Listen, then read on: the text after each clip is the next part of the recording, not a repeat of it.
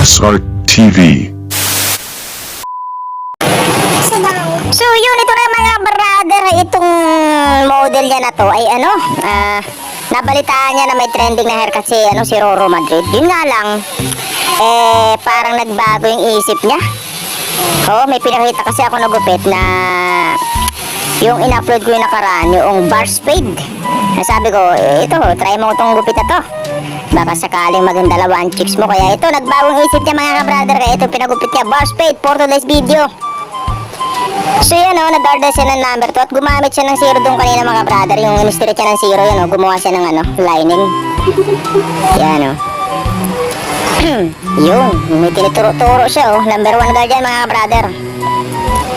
Sana mabigyan ng hostisya ng barbero na ito yung pinagupit nito na kay Roro Madrid sana kaso nag-offer siya ng gupit. Pero pwede na to kasi nga kung magiging Roro Madrid din ang itsura nito marami ng Roro Madrid dito sa Bacoor. Nako, delikado na. Baka si Roro Madrid artist hindi na makilala yan.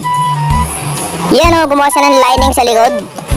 Yan yung nagpapahubog sa bar spade talaga.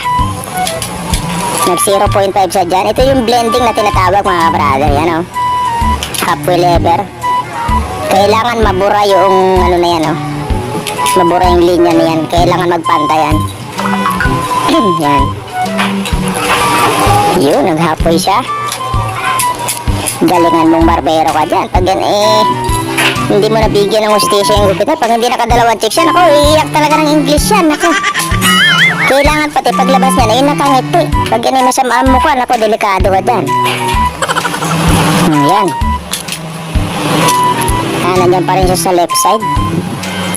Blending pa rin yan mga brother. So yun, mag-a-height na siya dito. Nagawan siya ng sinungkit-sungkit na ng gunting Yun. Ginamitan mo yan itong paborito niyang batuta Yan Yun, nag-a-height na siya dito mga brother. Salungat yan.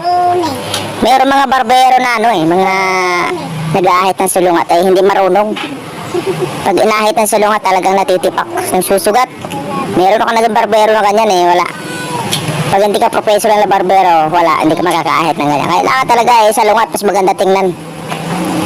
Yun overcomb siya dito. Yan yung tinatawag ng mga professional na barbero na clipper overcomb. Ewan ko ba't clipper overcomb yan dapat gunting-gunting muna pero wala mga talaga yan professional yung mga gumagawa niyan tanging professional lamang gumagawa niyan.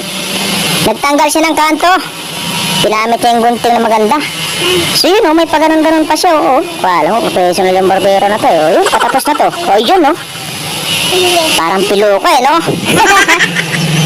yun, tapos na nga wala, seryoso, tapos ka dyan. Lalabas yan, hindi nakangiti yan seryoso yung customer mo, lagot ka dyan paglabas yan. So yun maraming salamat mga ka-brother. Paro like, share, and subscribe, babos.